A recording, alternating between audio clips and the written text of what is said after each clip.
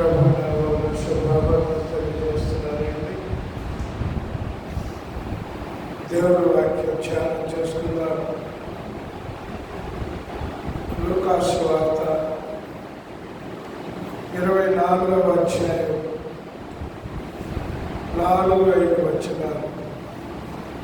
ఇందును గురించి వారికి ఏమీ తోచకుండగా ప్రకాశమైన వస్త్రములు ధరించిన ఇద్దరు మనుషులు వారి వద్ద నిలబడి, వారు భయపడి ముఖములను నేలమోకుండగా, వీరు సజీవుడైన వారిని మీరెందుకు మృతులను వెతుకుచున్నారు? ఆయన ఇక్కడ లేడు, ఆయన లేచి ఉన్నాడు. చిన్న ప్రార్థన చేసుకున్నాడు. మహాపరిశుద్ధులు మా తండ్రి, నీ పరిశుద్ధమైన ప్రార్థనలకు ఈ సాయంకాల సమయంలో స్తుతి స్తోత్రాలు చెల్లిస్తున్నాను. గడచిన దినాలంతా మమ్మల్ని కాచి కాపాడి నీ కృపలో భద్రపరిచి మరొక పునరుద్ధాన దినాన్ని అనుగ్రహించి నీ సన్నిధిలో మమ్మల్ని చేర్చి నీ మాటలను ధ్యానించుకోవడానికి ఇచ్చిన నీ శ్రేష్టమైన సమయాన్ని బట్టి నీకు వందనాలు స్తోత్రాలు చెల్లిస్తున్నాను. తండ్రి, కుమార, పరిశుద్ధాత్మ త్రిత్వమైన దేవ, ఈ వాక్యాన్ని మేము ధ్యానం చేయలేటుండగా మాకు కావలసిన ఆత్మ సంబంధ విషయాలు తెలియచేయమని ప్రార్థిస్తున్నాను. అయినా నా సొంత మాట ఏది రాకుండా విను వారికి ప్రయోజనం కలగాలి, అనేకులకు ఆశీర్వాదం కలగాలి, నీకు మహిమ కలగాలి. నీవే మాట్లాడమని యేసుక్రీస్తు నామమున ప్రార్థించి స్తుతించి అడిగి వేడుకుంటున్నాను పరమ తండ్రి, ఆమేన్. మనం ఇక్కడ చదువుకున్న వాక్య భాగంలో మనం తెలుసుకోవాల్సిన ఆత్మ సంబంధ విషయాలు ఆ పై వచనాలు చదివితే, ఆదివారం తెల్లవారుచుండగా కొంతమంది స్త్రీలు సుగంధ ద్రవ్యాలు తీసుకుని యేసు ప్రభువుని సమాధి చేసిన స్థలానికి వచ్చి ఆ మృతదేహాన్ని సిద్ధం చేద్దామని వచ్చి చూసినప్పుడు సమాధి మీద రాయితో నిల్చబడిందని, సమాధిలో వాళ్ళు ఏమి చూసినప్పుడు ప్రభు దేహం వాళ్ళకి కనపడలేదని, తర్వాత ఇద్దరు మనుషులు ప్రకాశమైన వస్త్రాలు ధరించుకొని వాళ్ళకు కనపడి వాళ్ళతో ఈ మాటలు చెప్తున్నారు. మీరు సజీవుడైన వారిని ఎందుకు మృతులలో వెతుకుచున్నారు? ఆయన ఇక్కడ లేడు, ఆయన లేచి ఉన్నాడు. ఆ ఇద్దరు మనుషులు చెప్తున్న మాటలు, మీరు సజీవుడైన వారిని మృతులలో ఎందుకు వెతుకుచున్నారు? చూడండి, మొదటి మాట, సజీవుడైన వారిని మీరు మృతులలో ఎందుకు వెతుకుచున్నారు?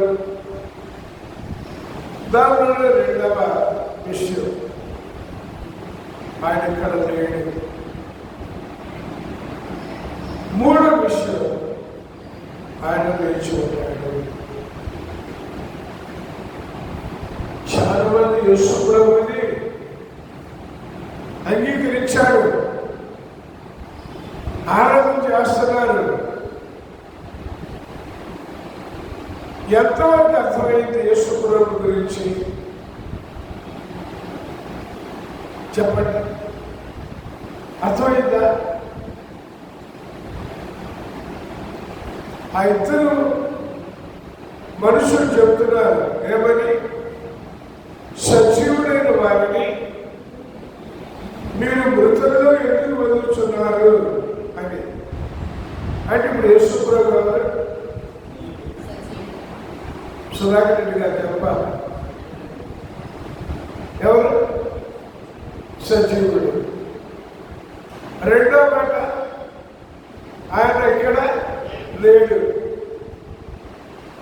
ఆయన ఇక్కడ లేడు. ఎక్కడున్నాడు? ఎక్కడున్నాడు? చెప్పండి, ఎక్కడున్నాడు? మూడో మాట, ఆయన లేచాడు.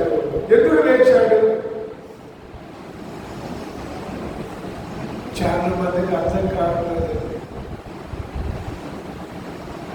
చేశారు, ఈస్టర్ పండుగ అయిపోయింది. ఎక్కడున్నాడు యేసుప్రభు ఇప్పుడు? ఆయన సజీవుడే. ఏం చేస్తాడు? ఆయన లేచాడు. ఎందుకు? అర్థమైందా మనకి? మూడు విషయాలండి అర్థం చేసుకోలేకపోతున్నారు.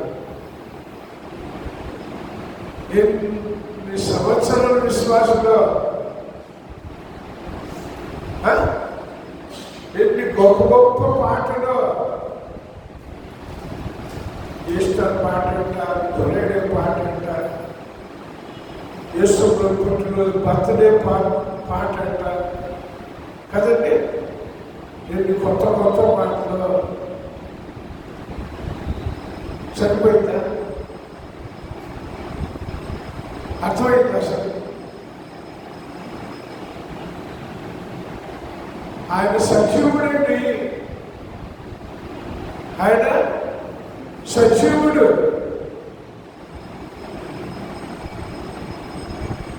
ప్రకటన 1వ అధ్యాయం 18వ వచనంలో చెప్తాడు, నేను మొదటి వాడను, కడపటి వాడను, జీవించి వాడను, మృతులనైతే కానీ యుగములు సజీవుడై ఉన్నాను, మరణమేకి పాతాళ లోకమేకి తాళవచములు నా స్వాధీనములు ఉన్నవి అని ప్రకటన 1వ అధ్యాయం 18వ వచనం మనం చదువుతామంటే, ఆయన మొదటివాడు, కడపటివాడు, జీవించువాడు. ఎక్కడ జీవిస్తున్నాడు ఆయన? ఎక్కడ జీవిస్తున్నాడు? సజీవుడే. ఎక్కడ జీవిస్తున్నాడు? ఎలా జీవిస్తున్నాడు? ఎందుకు జీవిస్తున్నాడు?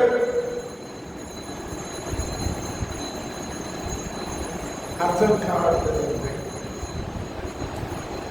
ముందు చెప్పేవాడికి అర్థమైతే వినేవాడికి అర్థమవుతుంది. చెప్పేవాడికి అర్థం కాకపోతే వినేవాడికి ఇంకేమర్థమవుతుంది? ప్రభువుని అంగీకరించారు, ప్రసంగాలు చేస్తున్నారు,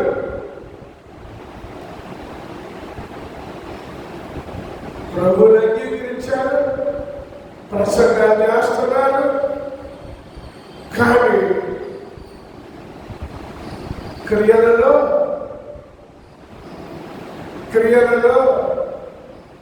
ప్రవర్తనలో మాటలలో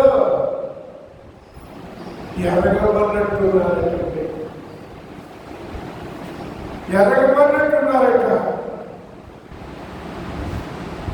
చూడండి, తీతు పత్రిక 1వ అధ్యాయం, తీతు పత్రిక 1వ అధ్యాయం చివరి వచనం చూడండి ఏం చెప్తున్నాడు. తీతు పత్రిక 1వ అధ్యాయం 16వ వచనం. దేవుని ఎరుగుదము, దేవుని ఎరుగుదము అని వారు చెప్పుకుంటారు. దేవుని ఎరుగుదమని చెప్పుకుంటారు. అయితే అసహ్యులు, అవిధేయులు, ప్రతి సత్కార్య విషయం భ్రష్టుల నుండి తమ క్రియల వలన ఆయనను ఎరుగమన్నట్టున్నారు అన్నారండి. మేము యశోద తెలుసు, మాకు మేము అంగీకరించాం, నమ్మా, బాప్తిసం పొందా అంటారట. అయితే వాళ్ళు ఎలా ఉన్నారట? అసహ్యులుగా ఉన్నారట.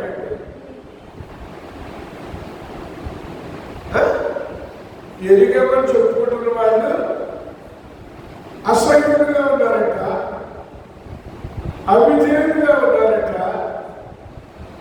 ప్రతి సత్కార్య విషయం భ్రష్టులై, ప్రతి సత్కార్య విషయం భ్రష్టులై క్రియలలో ఎరగమన్నట్టున్నారు అంటున్నారండి. కారణం ఏంటి? కారణం ఏంటి?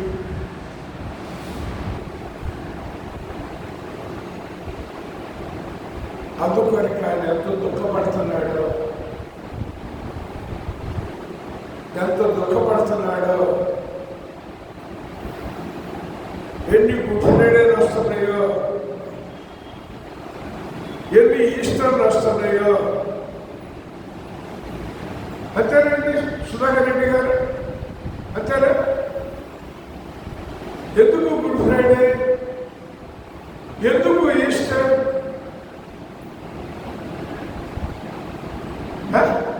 ఏదో పండుగ చేసుకోవడం కోసమా? పండుగ చేసుకోవడం కోసమా? ఏదో పాటలు పాడుకోవడం కోసమా? అంతేనా?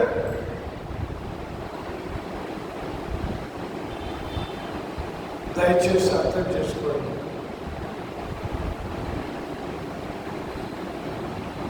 అంటాడు నిర్గమకాండ 3వ అధ్యాయంలో, ఆయన చూశాడు, విన్నాడు,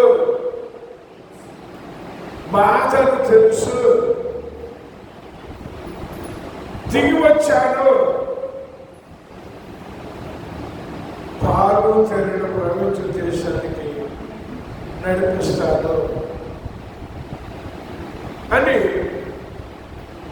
ఆయన సజీవుడు కనుక నోటితో మాట్లాడతాడు,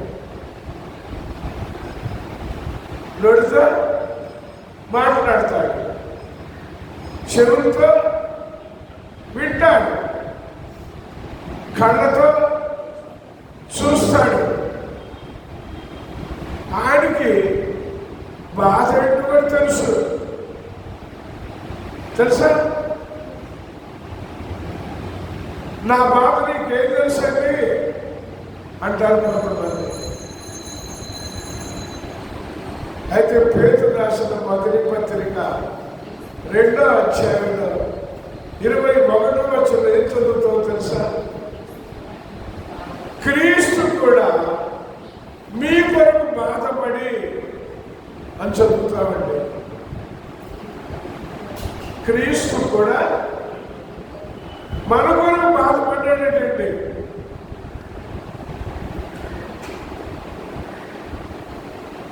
మన కొరకు ఆయన బాధపడటం ఏంటి? మన కొరకు ఆయన బాధపడటం ఏంటి? ఇప్పుడు రాత్రి జ్వరం వచ్చిందండి నాకు. బాధ నాకుంటుందా లేదా వేరే వాళ్ళకుంటుందా? ఇప్పుడు యేసు ప్రభు అన్నాడు, నేను నీ కొరకు బాధపడ్డానన్నాడు. నేను నీ కొరకు బాధపడ్డాను అన్నాడు. అప్పుడు నేను యేసు ప్రభుతో, నీకేం తెలుసా నా బాధ? అంత జ్వరం వచ్చి, అంత ఒళ్ళనొప్పులు వచ్చి, అలాంటి పరిస్థితుల్లో నీకేం తెలుసు నా బాధ అంటే, ప్రభు అంటాడు నాతోటి, నేను నీ కోసం బాధపడ్డాను రా అంటాడు. ఇంకెవరైనా ఉన్నారట్లా? ఇంకెవరైనా ఉన్నారట్లా? ఆయనకన్నీ తెలిసింది. తెలియదని అనుకుంటే మనంత మూర్ఖులు లేరు.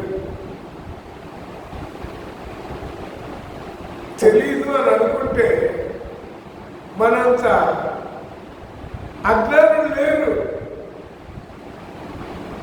అర్థమైందండి? అది తెలియక నా కష్టం నీకేం తెలుసు, నా బాధ నీకేం తెలుసు అని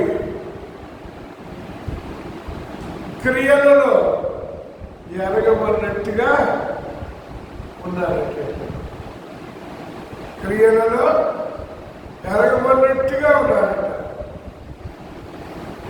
అసహ్యులుగా ఉన్నారట, అవిధేయులుగా ఉన్నారట. న్యాయమైన అది? న్యాయమైన?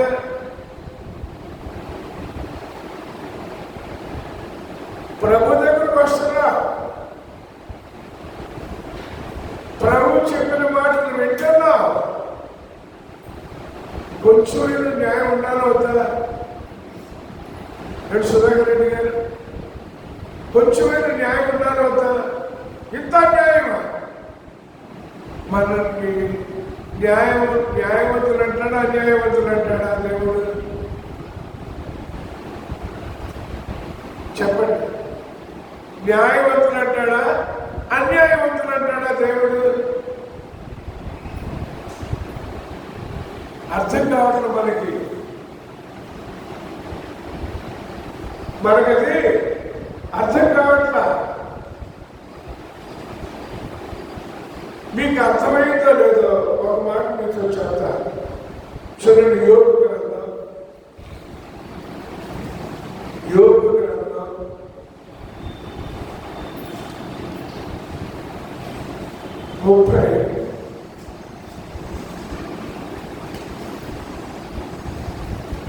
33వ అధ్యాయం,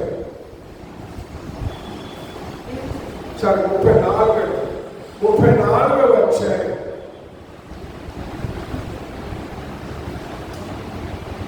10వ వచనం చూడండి.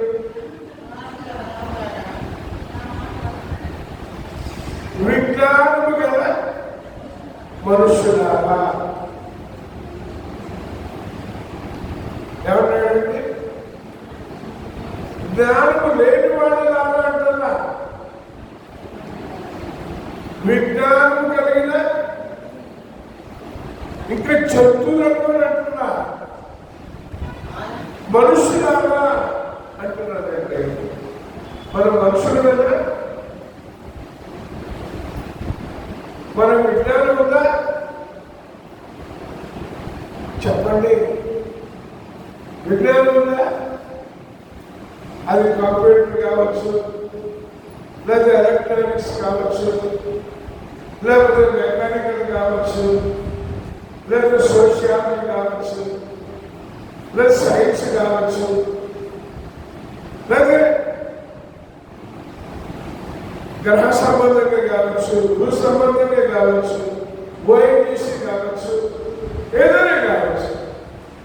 విజ్ఞానం ఉందా? ఆలోచించేయండి, వాక్యం కాబట్టి పరీక్షించుకోండి. విజ్ఞానం గల మనుషులారా,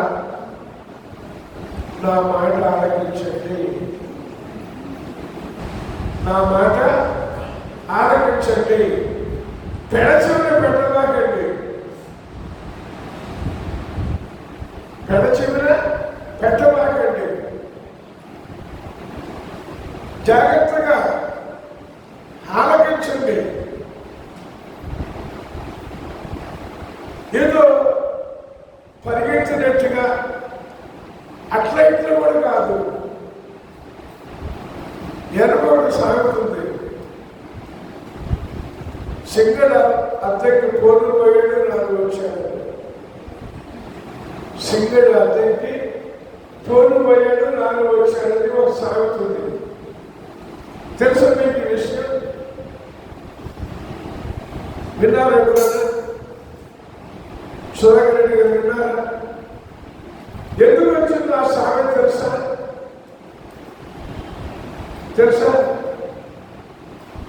ఒక రైతు ఇంట్లో సింగడు అనే లేదా సింగడు అనే వ్యక్తి ఫాదర్గా పనిచేస్తున్నాడంట.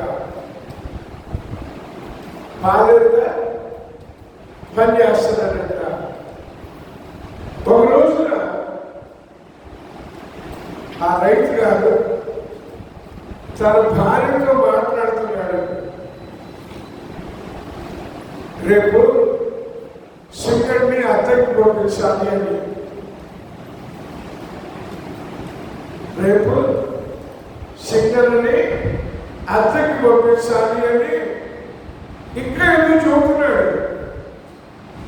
అక్కడ పలానా కలవాలి, పలానా కొట్టుకాడికి వెళ్ళాలి, పలానా సరుకులు తీసుకోవాలా, పలానా డబ్బులు ఇచ్చి రావాలా అని ఏమో చెప్తున్నాడు. వీడు ఆ ఒక్క మాట విన్నాడు. ఏమాట? సింగడిని అద్దెకి పంపించాలి. ఒక్క విన్నాడు, వెళ్ళిపోయాడు.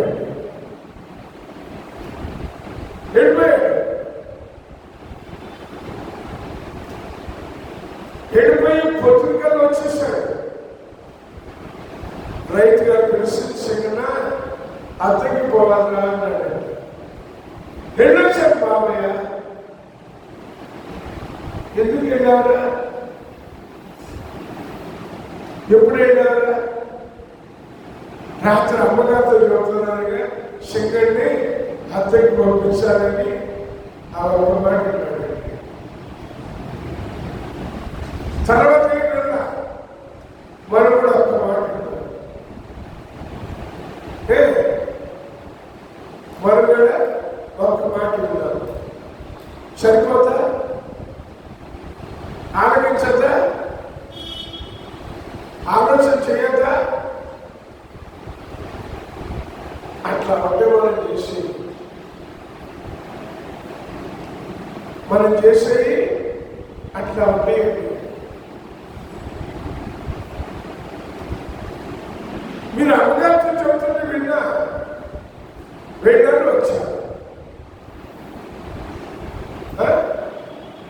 యేసు ప్రభు ముట్టుకునే చనిపోయాడంట. ఆదివారం తిరిగి లేచాడంట. చనిపోయాడని చర్చికి వెళ్ళారు. తిరిగి లేచాడని చర్చికి వెళ్ళారు. అంతేనా? చెప్పండి. దూత ఏం చెబుతుంది?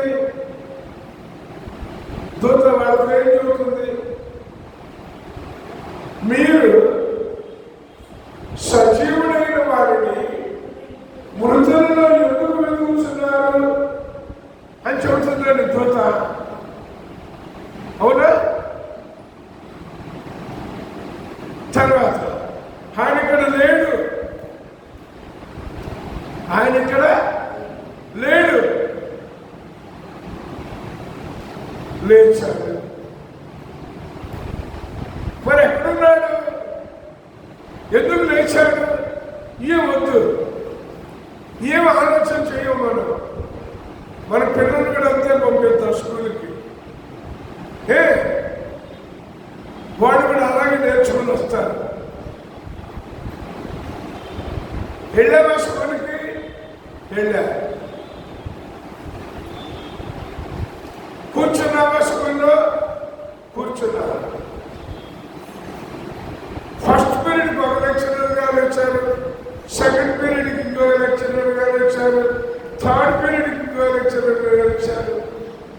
వచ్చి ఏం చేశారు? ఏదో చెప్పారు. ఏం చెప్పారు? అది నాకు అర్థమైతేగా, అది నాకు అర్థమైతేగా ప్రయోజనం ఉందా? ఉందా? ఇప్పుడు మనం అంతేనా? మందిరానికి వెళ్ళాం, వచ్చాం. గుడ్ ఫ్రైడే వచ్చింది, పోయింది. లెంట్ డేస్ అంట, పోయిన మట్టలు ఆదివారం అంట, అని గాడిద మీద ఎక్కాడంట, అదంట, ఇదంతా చేశారా? నేను అట్లాంటి ఏం చేయలేండి, నేను అట్లాంటి ఏం చేయను. ఎందుకు? ఆయన ఇక్కడ లేడు, ఆయన సజీవుడు అని నిలిచాడు. సజీవుడు కాబట్టి తానున్న నివాస స్థలముల నుండి భూలోక నివాసులందరి వైపు చూస్తాడండి.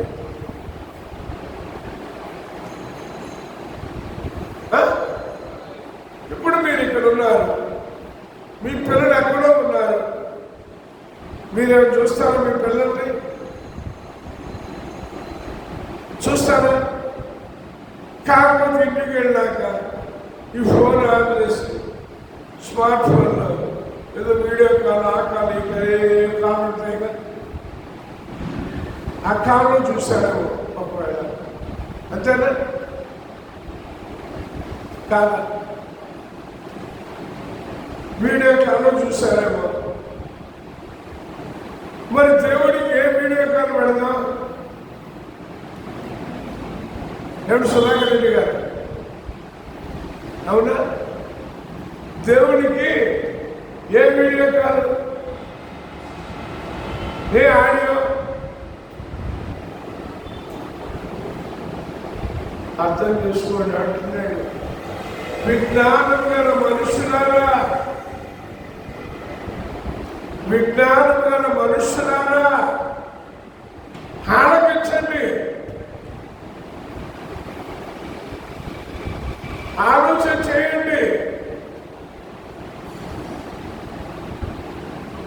ఎవడు అన్నాడంట, హైగారి గారు ఎత్తిరిందండి అనేది, అని ఘాట్లో కట్టారని చూడాలని అన్నాడంట. ఎత్తిరిందా?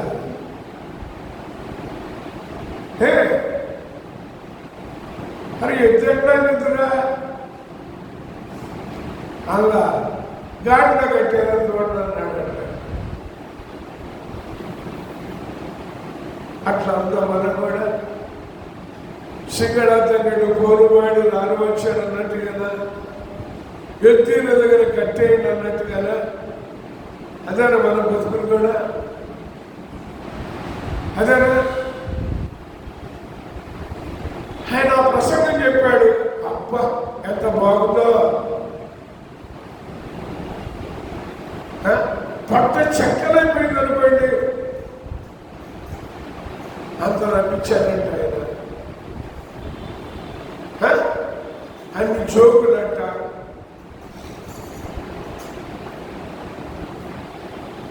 ఇంకొక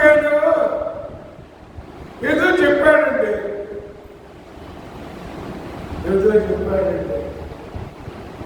ఏం చెప్పాడు?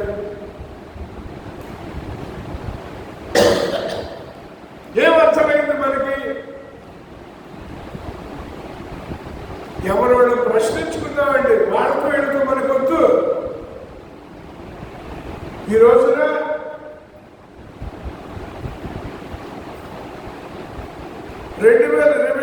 సంవత్సరం మార్చి 31వ తారీఖు మందిరానికి వెళ్ళాను. ఏం విన్నాను?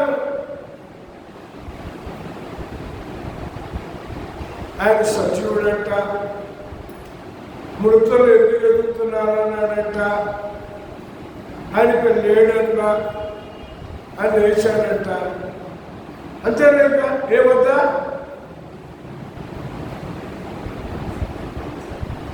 చెప్పండి, నేను వద్దా ఏమి?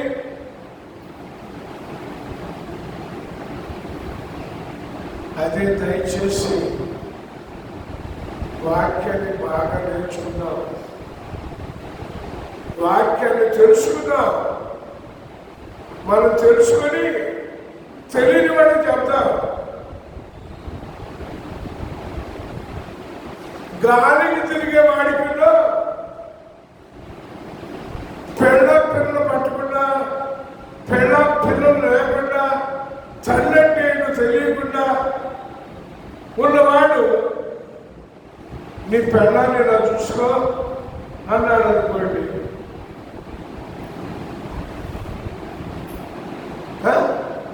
నీ పిల్లల్ని ఇలా పెంచుకో అన్నాడు అనుకోండి, సమంజసమన్నా? వాడి పెళ్లి కాల, పెళ్లి చేసుకోవాలా, గాలి తిరుగుతాడు. నువ్వు ఆ వ్యాపారం చేయరా, ఈ వ్యాపారం చేయరా, అది చేస్తే ఇది చేస్తే ఖర్చు వస్తుందిరా, ఈడేంటి మళ్ళా ఈడే గాలి తిరుగుతుంటాడు. అవునా? అట్లాంటి వాడు జీవితం ఎంత బాగుంటుందో కదండి, ఎంత తీయగా ఉంటాయి అట్లాంటి మాటలు. చెవులు పోసుకుంటారు అట్లాంటి వాడు చెప్పే మాటలకి, గాలి మాటలకి వాడు చెప్పేది. కొత్త గాలిలోడు మళ్ళీ అంటారు వాళ్ళే, ఇంత గాలిలోడు గాలి తిరుగుతుంటాడు, తల్లిని పట్టించుకోడు, పెళ్ళాలు లేదు, పిల్లలు లేరు, తోబుట్లు లేరు. అట్లాంటి గాలి మాటలైతే మనకి బాగుంటుంది కదా.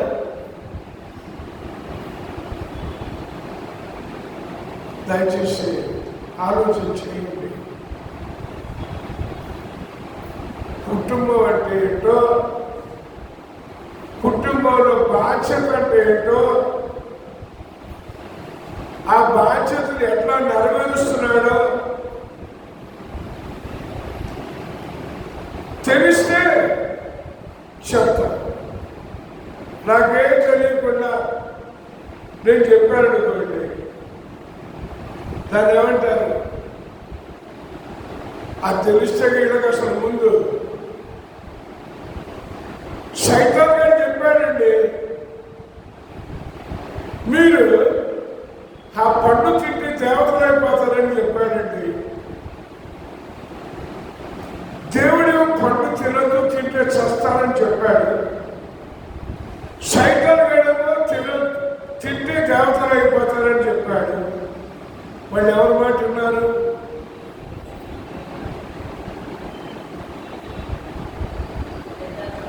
ఎవరి మాట ఉన్నారు? ఏం చేశారు? ఇప్పుడు నేనేం చేస్తున్నా? నేను దేవుడి మాట వింటున్నానా, సైతాన్ మాట వింటున్నానా? ఓ కుటుంబాన్ని పోషించే వ్యక్తి మాట వింటున్నానా, గాలికి తిరిగేవాడి మాట వింటున్నానా? యోబు గ్రంథంలో చూడండి, సైతాను దేవదూతలు దేవుడి దగ్గరికి వచ్చినప్పుడు వాళ్ళు కూడా వచ్చారంట, సైతాన్ కూడా వచ్చారంట. అప్పుడు సైతాన్ దేవుడు అన్నాడంట, నువ్వు ఎక్కడి నుంచి వచ్చావు అని. ఏం చెప్పాడు తెలిసేవాడు? భూమి మీద ఇటు అటు తిరుగుతూ వచ్చా. వాడు నిలకడలేదండి, కుటుంబం గురించి తెలియదు, తల్లిని గురించి తెలియదు, భార్యల గురించి తెలియదు, పిల్లల గురించి తెలియదు. అట్లాంటి వాడు మాట ఉన్నారండి వాళ్ళు. ఎవరు? ఇప్పుడు నువ్వు ఎవరి మాట వింటున్నావు? ఎవరి మాట వింటున్నావు? నువ్వు పరిశీలించుకో, పరీక్షించుకో అంటున్నాడు. విజ్ఞానం గల మనుషులారా ఆలోచించండి, ఆలోచన చేయండి. మీకు బుర్ర ఉంది కదా, ఉందా లేదా? ఆలోచన చేయద్దా? ఇది ఎంతవరకు నిజం, ఎంతవరకు సత్యం, ఎంతవరకు దీన్ని తీసుకోవాలి? వద్దా?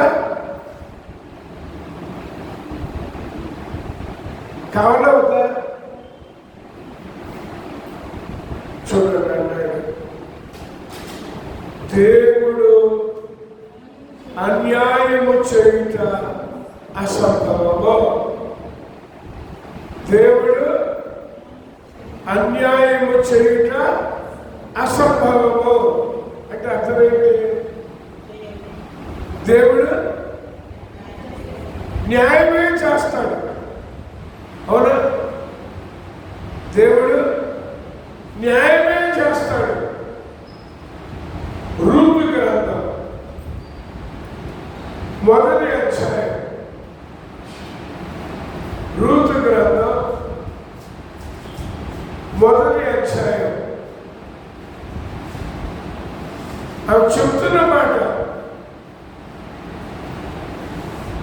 రూతు గ్రంథం 1వ అధ్యాయం 20వ వచనం. ఆమె సర్వశక్తుడు నాకు చాలా దుఃఖం కలుగ చేశాడు కనుక నన్ను నయోమి అనక మారా అనుడి. నేను సమృద్ధి గల దానినై వెళ్ళాను. యెహోవా నన్ను రిక్తురాలినిగా తిరిగి రాజేశాడు. మీరు నన్ను నయోమిని పిలవనైనా యెహోవా నా మీద విరుద్ధంగా సాక్ష్యము పలికెను.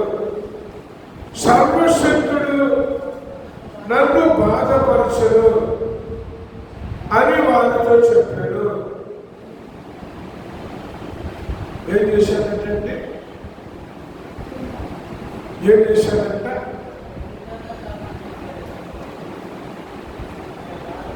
దీనిలో నిజమేముందా? దీనిలో నిజమేముందా? అంతా అబద్ధమే. అబద్ధాన్ని నమ్మినంత తొందరగా నిజాన్ని నమ్మం కదా. అబద్ధాన్ని నమ్మినంత తొందరగా నిజాన్ని నమ్మం. నమ్మిన అబద్ధం వచ్చేసరికి ఈ నిజం అబద్ధం అవుతుంది కానీ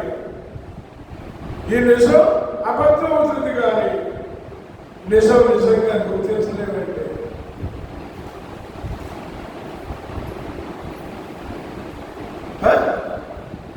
నిజాన్ని నిజంగా గుర్తించలేరు. ఎందుకంటే దాని ప్రభావం అంత గొప్పది. మీరు ఆ పండును తింటే చావనే చావరు, దేవతలను ఉంటారు అని దురాశను చూపించాడు. ఇప్పుడు మనకు కూడా దురాశకు ఎక్కువ స్థానం ఇస్తాం కానీ నేను దురాశకి స్థానం ఇవ్వకూడదు అని ఆలోచన ఉందా మనకి? చెప్పండి, ఉందా? అదే చెప్పాడు. దురాశ గర్భమును ధరించి పాపమును కలగా పాపము పరిపక్వమై మరణములు కలుగు అని. దుష్టుడు కల్పించే ఆశకి తొందరగా ఎగబడతాం. దేవుడు చెప్పే నిజాన్ని మాత్రం ఇష్టపడదు. తెలుసా విషయం? అంటుంది, మీరు నన్ను నయోమి అనొద్దు, సర్వశక్తుడు నాకు చాలా దుఃఖం కలుగజేశాడు. సర్వశక్తుడు నాకు చాలా దుఃఖం కలుగజేశాడు అంటుందండి. ఇక్కడ ఆదికాండం 17వ అధ్యాయం మొదటి వచనం చూడండి. ఆదికాండం 17వ అధ్యాయం మొదటి వచనంలో ఏమనుందో వాక్యం చదవండి. చదివి రెండు మాటల్ని పోల్చి చూడండి. ఆదికాండం 17వ అధ్యాయం మొదటి వచనం. అబ్రాహాము 99 ఏళ్ల వాడైనప్పుడు యెహోవా అతనికి ప్రత్యక్షమై, నేను సర్వశక్తి గల దేవుడను, నా సన్నిధిలో నడుచుచు నిందారహితునివై ఉండుము, నాకును నీకును మధ్య నా నిబంధన నియమించి నిన్ను అత్యధికముగా అభివృద్ధి పొందించదని అతనితో చెప్పాడు. అబ్రాహాము సాగిలపడి ఉండగా దేవుడు అతనితో మాట్లాడి, ఇదిగో నేను నియమించిన నా నిబంధన నీతో చేసి ఉన్నాను.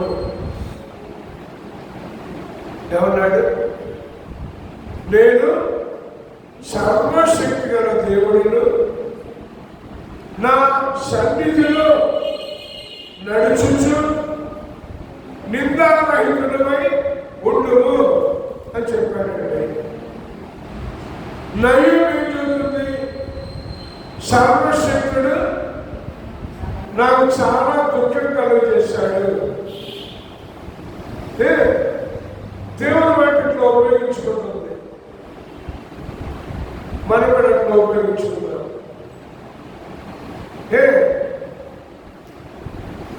సరిపోతా?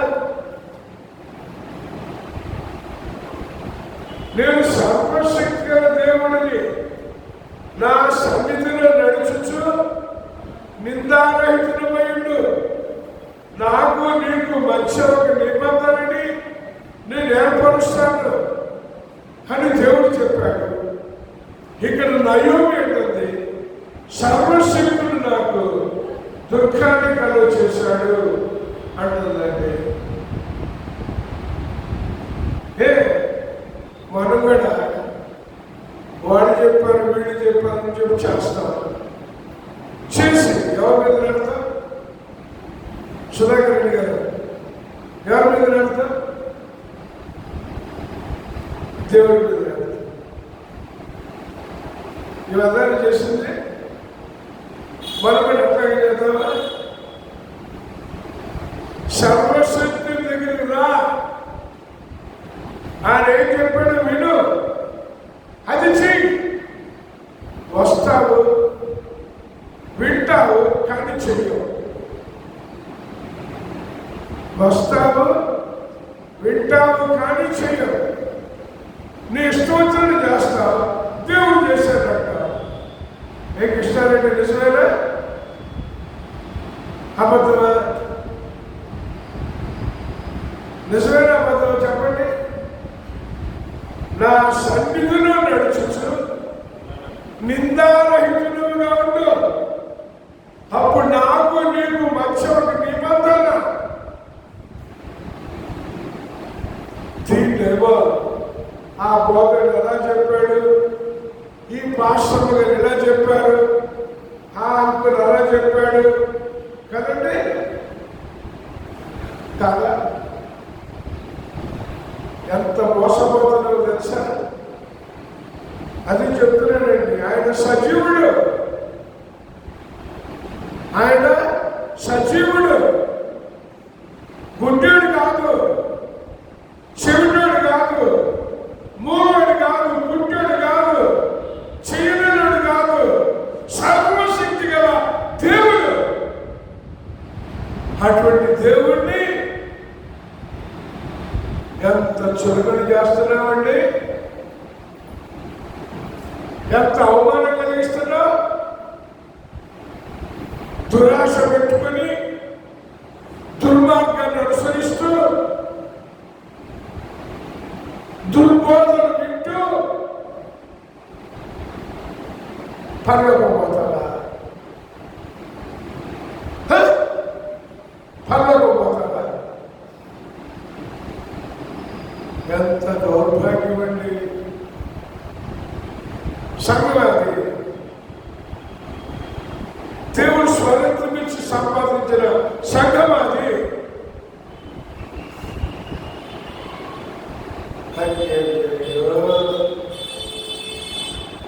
అంటాడు, దేవుని పరిశుద్ధాత్మని దుఃఖపరచకండి, దేవుని పరిశుద్ధాత్మని దుఃఖపరచకండి, దేవుని పరిశుద్ధాత్మని మోసం చేయకండి, దేవుని పరిశుద్ధాత్మని ఆర్పకండి.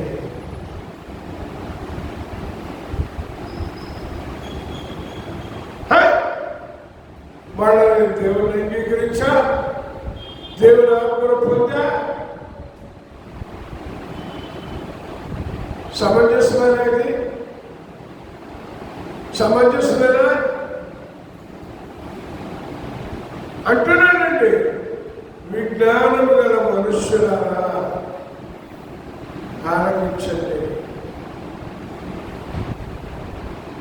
ఏదో గుర్తించి చేయమంటే చేయమాకండి. ఆలకించండి.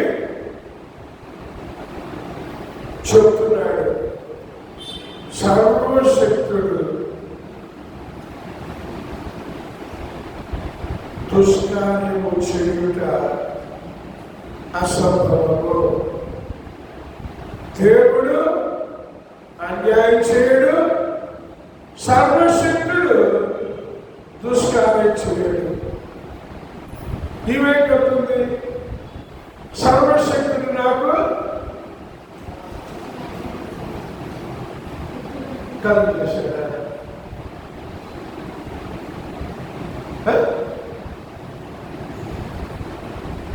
చెప్పండి. అదే చెప్తాడు, దురాశ గర్భములు ధరించి పాపములు కనగా పాపము పరిపక్వమై మరణములు కలుగు. దురాశ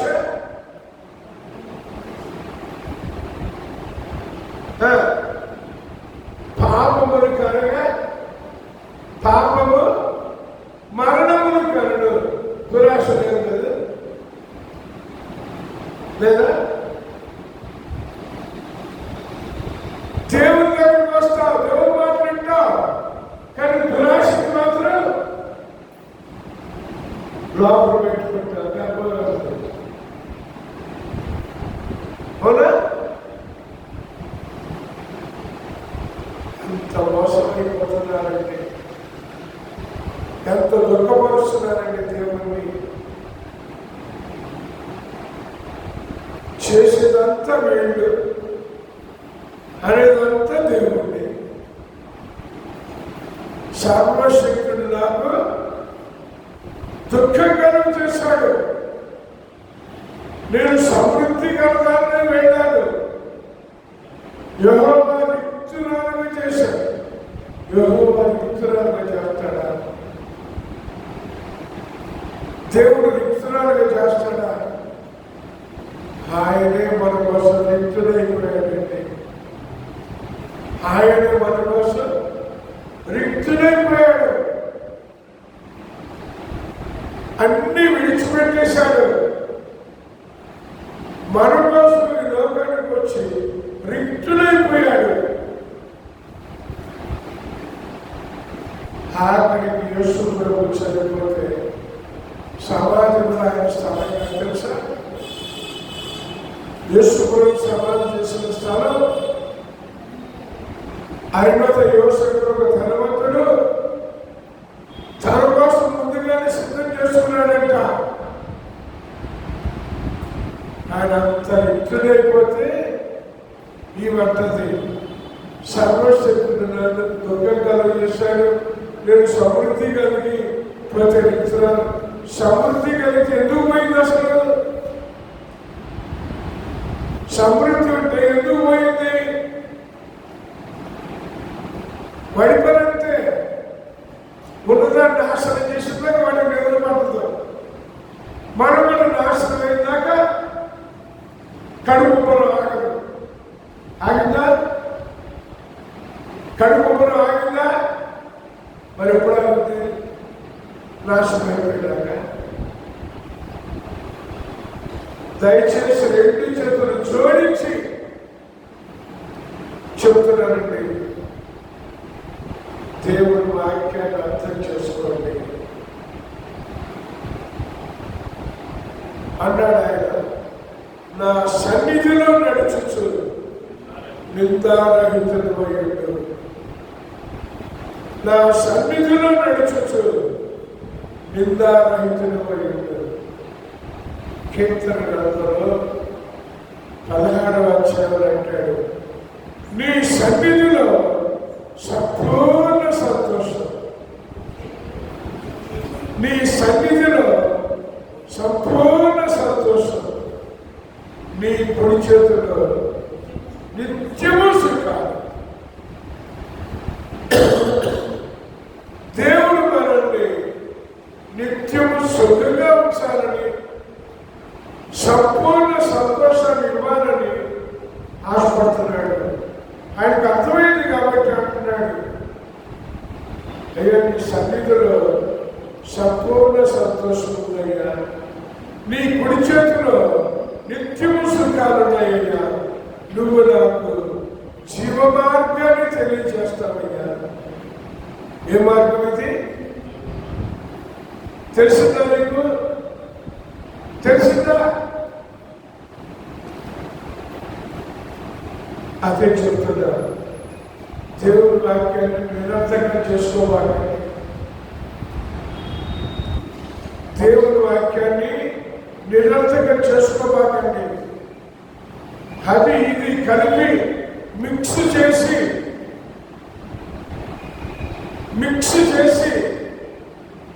పాలనలో విషయం చేర్చుకోవాలండి.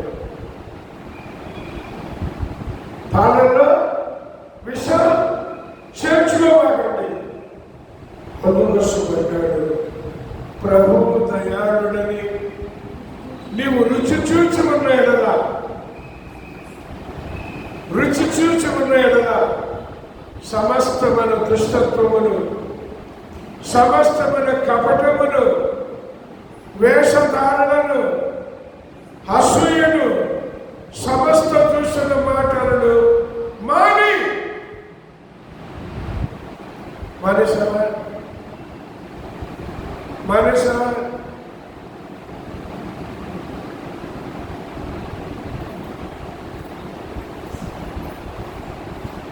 రక్షణ విషయంలో ఎదుగు నిమిత్తము నిర్మలమైన వాక్యముని పాలన అపేక్షించండి. నిర్మలమైన వాక్యం అండి. ఇప్పుడు దీన్ని ఎన్ని మరిలో చేస్తున్నారో, ఎంత రకాల బోధలు చేస్తున్నారో.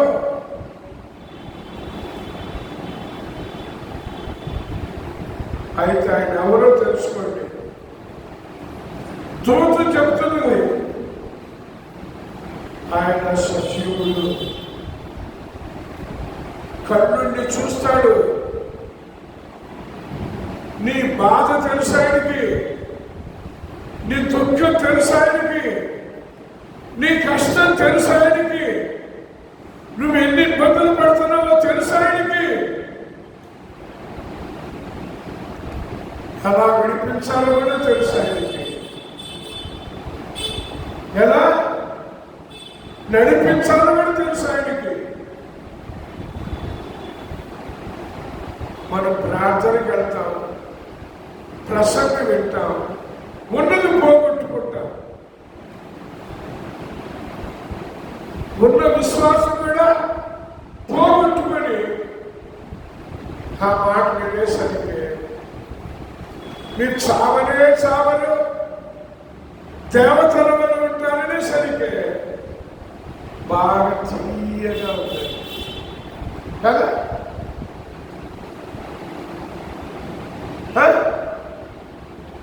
మీరు చావనే చావరు, దేవతల వల్ల ఉంటారనేసరికి ఎంత బాగుందో.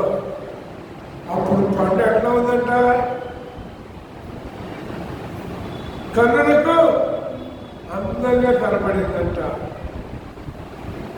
కన్నులకు అందంగా కనబడిందంట. ఆహారానికి మంచిదిగా కనబడిందంట. వివేకమిచ్చు రమ్యమైనదిగా కనబడిందంటండి.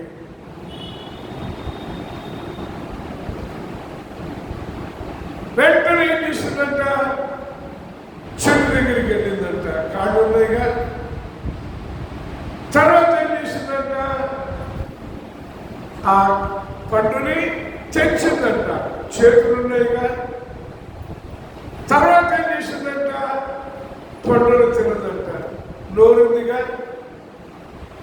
భర్త కూడా తినిపించిందంట. పొనుగా ఆయనకి ఏమైందో మరి. ఆయన అన్నాడా, ఇదేంటి పండు ఎక్కడి నుంచి తెచ్చావు అడిగాడా? ఎందుకు అడుగుతాడు? మనం ఎందుకు అడుగుతాం?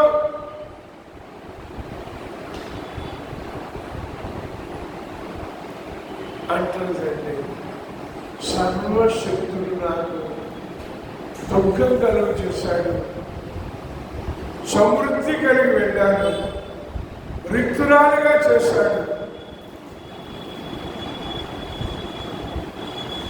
ఎంత భయంకరమైన అపవాదండి దేవుని మీద. దేవుని మీద అపవాదం వేస్తుంది. అయినా దేవుడు ప్రేమ స్వరూపి కనుక, దేవుడు కరుణ వాత్సల్యత వాడు కనుక శిక్షించలేదండి. ఇప్పటి వరకు ఎందుకు వచ్చాడు? ఆయన కరుణ, ఆయన వాత్సల్యత, ఆయన ప్రేమ, ఆయన దీర్ఘశాంతం ఇప్పుడైనా తెలుసుకుంటారేమోనని, ఇప్పుడైనా గ్రహిస్తారేమోనని. ఆయన సజీవుడు, విజ్ఞానం గల మనుషులారా ఆలకించండి. దేవుడు అన్యాయం చేయుట అసంభవం. సర్వశక్తుడు దుష్కార్యము చేయుట అసంభవం. నరుల క్రియలకు తగినట్టుగా ఫలము ఆయన వారికి ఇచ్చును. అందరికీ వారి వారి మార్గములను బట్టి వారికి ఫలమిచ్చును. దేవుడు ఏమాత్రమును దుష్కార్యము చేయడు. సర్వశక్తుడు, న్యాయము తప్పడు. హల్లెలూయా. అన్యాయం చేయట అసంభవం, న్యాయం తప్పడు. న్యాయం తప్పడు. కాబట్టి ఎలా ఉండాలి? ఈ వద్దు మనకి. అదే చూద్దాం. కొరింథీ 2వ పత్రిక 5:10 మనమందరం క్రీస్తు న్యాయపీఠం ఎదుట ప్రత్యక్షం కావాలంట. ఈ దేహంతో జరిగించింది మంచిదైనా సరే చెడ్డదైనా సరే తీర్పులోకి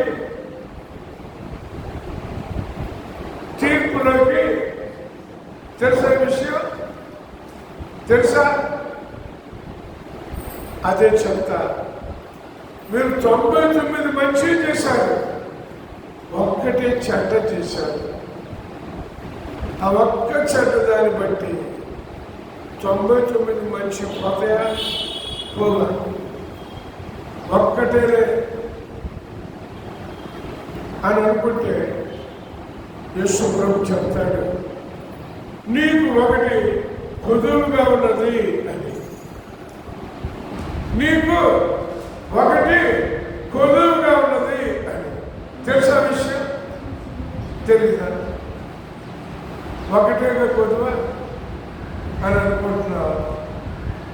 99కి రావాల్సిన రిజల్ట్ని పోగొట్టుకుంటున్నావు. నీ ఇష్టం. నేనంట ఒక్కటి కూడా ఎందుకు చట్టం చేయటం? అది కూడా మంచిదే చెయ్యి, అది కూడా మంచిదే చెయ్యి. అప్పుడు 100 మార్కులు వస్తాయిగా నీకు. ఒక్కటే కదని చెప్పిస్తున్నాడు వాడు. ఒక్కటే కదని పురిగొల్పుతున్నాడు. దేవుని సన్నిధిలో సంపూర్ణ సంతోషం పొందని కూడా చేస్తున్నాడు. ఆయనిచ్చే నిత్య సుఖాలు పొందని కూడా చేస్తున్నాడు. ఆయన దీర్ఘశాంతాన్ని, ఆయన కనికరాన్ని ఏం చేస్తున్నావు తెలుసా? ఏం చేపిస్తున్నాడో తెలుసా? చూడండి, రోమా పత్రిక 2వ అధ్యాయం, రోమా పత్రిక 2వ అధ్యాయం 4వ వచనం చూడండి. దేవుని అనుగ్రహము మారు మనస్సు పొందుటకు నిన్ను ప్రేరేపించుచున్నదని ఎరుగక ఆయన అనుగ్రహ ఐశ్వర్యమును, సహనమును, దీర్ఘశాంతమును తృణీకరిస్తావా? తృణీకరిస్తావా? దయచేసి వాక్యమే నేను చెప్తున్నాను.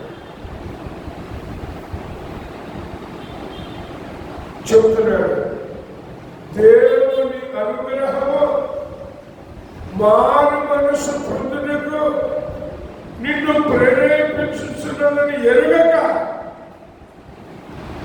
ఆయన అనుగ్రహ ఐశ్వర్యమును, దీర్ఘశాంతమును,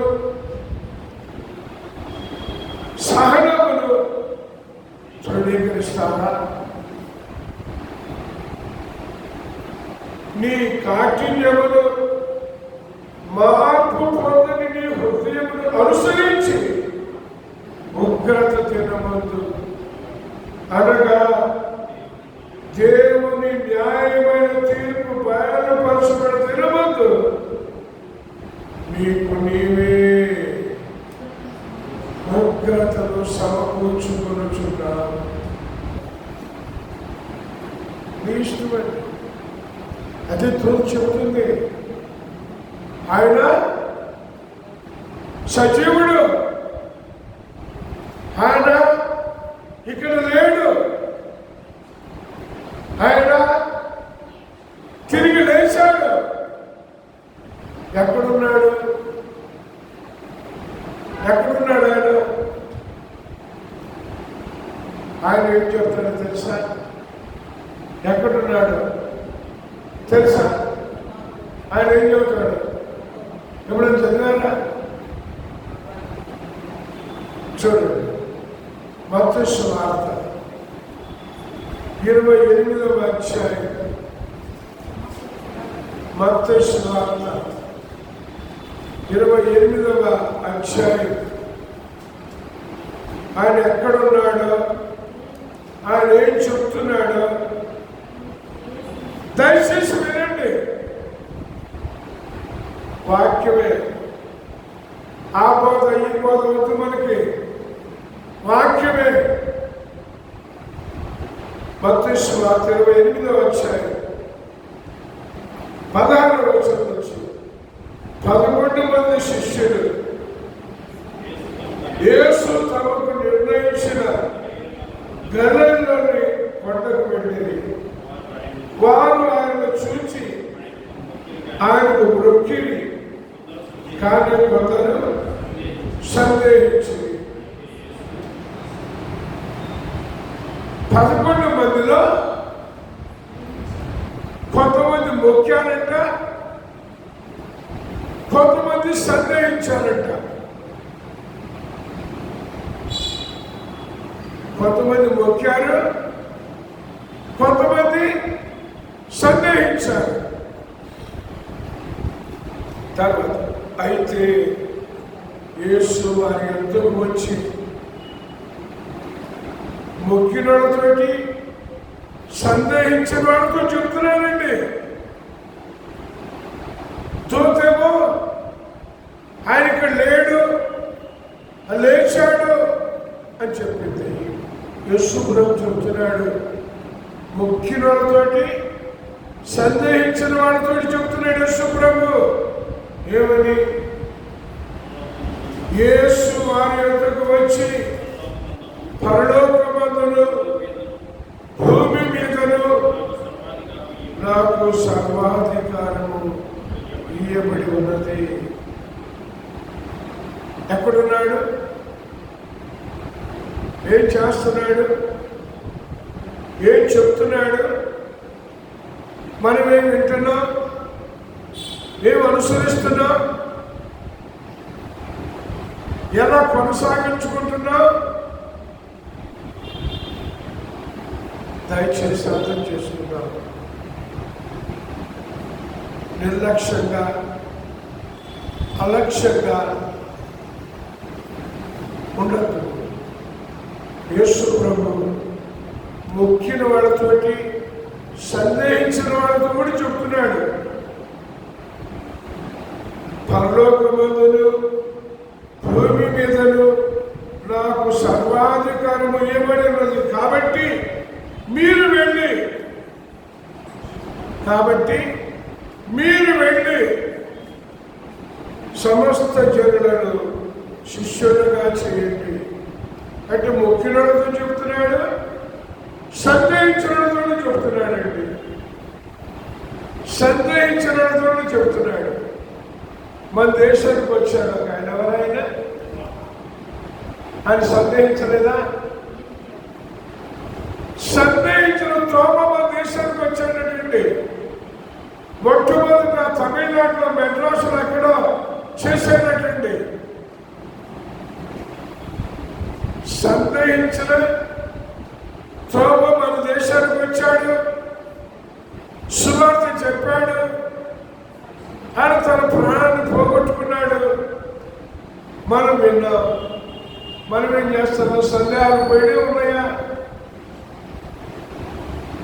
సందేహాలు పోయినే ఉన్నాయా? ఆయన పక్షపాతి కాదండి. మంచివాళ్ళు చెడ్డవాళ్ళని కాదు, నీతిమంతులు అనీతిమంతులని కాదు, ప్రార్థించారు ప్రార్థించలేదని కాదు, అందరినీ చూసారా? మొక్కినతోటి, సందేహించినతోటి, మంచి వాళ్ళతోటి, చెడ్డవాళ్ళతోటి, నీతిమంతులతోటి, అనీతిమంతులతోటి అన్నాడు. మీరు వెళ్ళి సమస్త జనులను శిష్యులుగా చేయుడి. తండ్రి యొక్కయు, కుమారుడు యొక్కయు, పరిశుద్ధాత్మ యొక్కయు నామములోనికి వారికి బాప్తిస్మం ఇచ్చుచు, నేను మీకు ఏ సంగతులు ఆజ్ఞాపించుచునో వాటినన్నిటినీ గైకొనవలెనని వారికి బోధించుడి. ఇదిగో నేను యుగ సమాప్తి వరకు సదాకాలము మీతో కూడా. ఇప్పుడు చెప్పండి, ఎక్కడున్నాడు ఆయన? ఎక్కడున్నాడు ఆయన? ఉన్నాడు మీతో? ఏం చేస్తున్నా? ఆయన చెప్పింది చేస్తున్నావా? ఉన్నాడు. నేను మీకు లేదు. మీతో లేడు నేను అంటలేదు, ఉన్నాడు మీతో అని చెప్పింది చేస్తున్నావా? అదే మనం చేస్తున్న క్రియలన్నిటికీ ఫలితం వస్తుందండి. చెడ్డదైనా మంచిదైనా మీకేం కావాలి? మీ ఇష్టం అని చెప్పమన్నమాట. నేను చెప్పడం నా వంతు. ప్రభు నేను అనుసరించాను, నా శక్తి దయచేయి అని ప్రార్థించడం నా వంతు. ఆయన కాళ్ళు పట్టుకుని బతిలాడటం నా వంతు. కింద మీద పడి అయ్యా పొరపాటును తప్పు చేస్తే క్షమించిన కడిగియ అని ఏడవడం నా వంతు. మరి మీ వంతు ఏంటి? తప్పుకుంటారా? తప్పుకుంటారా? ఇంకా సెలవు వేస్తారా? ఆయన సజీవుడు, ఆయన ఇక్కడ లేడు, ఆయన తిరిగి లేచాడు. ఆ మాటను అర్థం చేసుకుందాం. వ్యర్థంగా ఉండదు. ఇంకా